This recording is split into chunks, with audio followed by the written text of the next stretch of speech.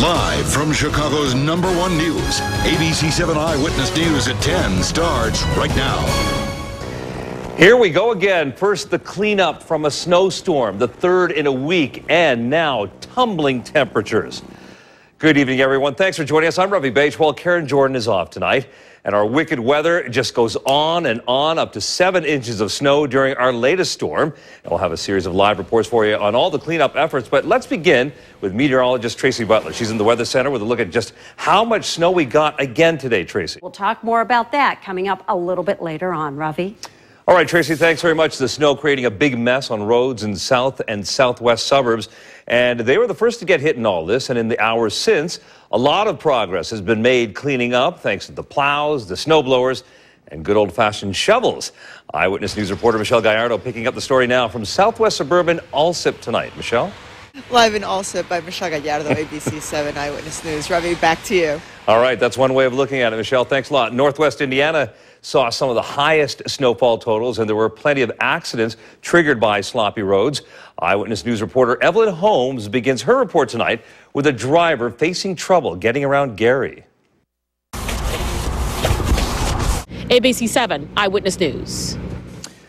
All right, Evelyn, thanks a lot. And the weather is causing big problems at Chicago's airports. More than 130 flights have been canceled at O'Hare, and those cleared for takeoff are delayed up to 25 minutes. At Midway tonight, about 30 flights have been called off, and planes there running up to 2 hours behind schedule. The city of Chicago moved its full fleet of plows and salt spreaders onto residential streets after dealing with the main roads. And Eyewitness News reporter John Garcia joining us now live from the Westtown neighborhood with more on this. John. Now, from Chicago, you're watching Ravi Baichwal, Karen Jordan, sports with Rafer Weigel, and weather with meteorologist Phil Schwartz. ABC 7 Eyewitness News at 10 continues.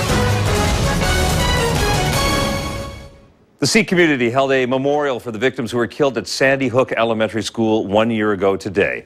An interfaith candlelight vigil was held at the Sikh Religious Society in Palatine. The Sikh community also experienced gun violence back in August of 2012 when there was a mass shooting at a Sikh temple in Oak Creek, Wisconsin. Lieutenant Brian Murphy was the first responder to that shooting, and he was shot 15 times, one of those shots hitting his voice box.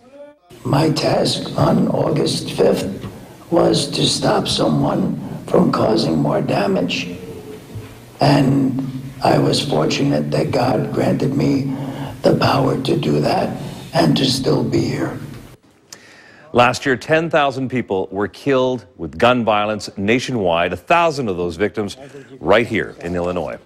In Washington, President Obama and the First Lady lit candles at the White House to honor the victims of the tragedy in Newtown. They also observed a moment of silence. Hours earlier, in his weekly radio address, President Obama said the nation has not done enough to make its communities safer by keeping dangerous people from getting guns and healing troubled minds. Tonight, we're learning what caused a student to plot yesterday's shooting at a Colorado high school. The police say that 18-year-old Carl Pearson was recently kicked off the school's debate team, and he was looking for revenge against the teacher who runs that team. A student, 17-year-old Claire Davis, was shot in the head and now is fighting to survive. Investigators also say Pearson legally bought a 12-gauge shotgun about a week before that shooting. Nelson Mandela is back home tonight. The body of the former South African president has arrived in Kunu, where he will be buried after his funeral tomorrow. A convoy of police and military escorted the vehicle carrying Mandela's casket to his family compound, and people lined the route to watch it pass.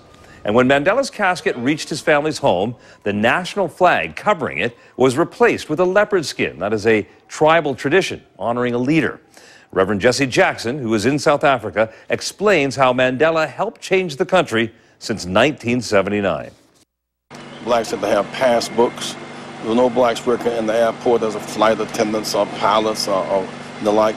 And so this is such a new place. It's so free.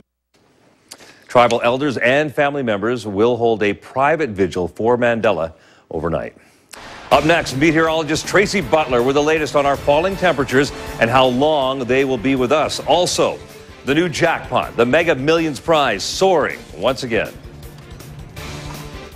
All right, time for Rafer. Some of the Chicago's teams had a bit of a tough night tonight, but first, it's all about striking the post. You know what? He did better, Jordan Lynch did, than we expected. Imagine if they had won the MAC championship. Wow. Yeah. I don't know. Given a lot of reason to vote for him. Absolutely, but I was surprised pleasantly. Prince Harry and his fellow adventurers have made it to the South Pole. The Royal is a member of one of 3 teams involving injured soldiers. And 2 weeks ago, they set out on the 200-mile Walking with the Wounded South Pole Challenge. Prince Harry said the group touched the silver ball marking the South Pole, and that hugs and tears helped mark that milestone. China has carried out the world's first soft landing of a space probe on the moon in nearly 4 decades. That is according to media reports in that country.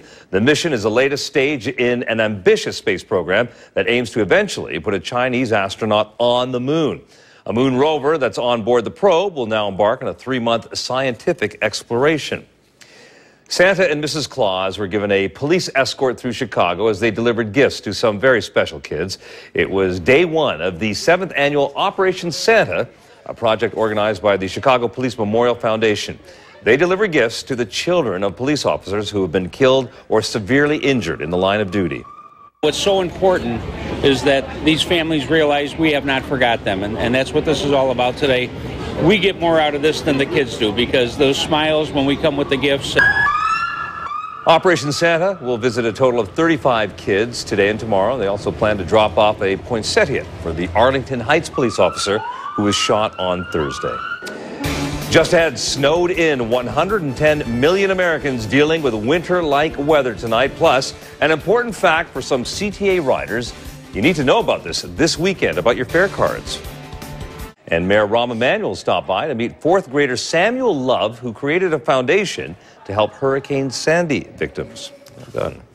All right, Tracy's back with a little bit more on the weather, and no big headline here. It's just it's going to be real cold. No, yeah. Are we getting used to it? I mean, really. Yeah. You know, this past week we had 2 days where it was sub-zero temperatures for only the 3rd time this year. But I could easily see many temperatures some point this week going below 0 again. And a scary surprise for a Florida homeowner. She caught a family of bears taking a leisurely dip in her swimming pool. Look at this now. TJ Osbey called 911. Can you imagine? She stumbles upon the scene right here, and then she, has the presence of mind to pull out her phone and record it all. One bear even brave enough, apparently, to walk right up to Osbey's door, looking for something to eat. The animal stuck around for almost an hour before running away. And nearly a week later, Osbey says she is able to laugh about it. And it says here that it could have been very unbearable had she gone outside. I didn't write that, but anyway. They were looking for that picnic basket. That's right. That's our report for tonight. For Tracy and for Rafer, I'm Ravi Baichwal. Thanks for joining us. We'll see you tomorrow.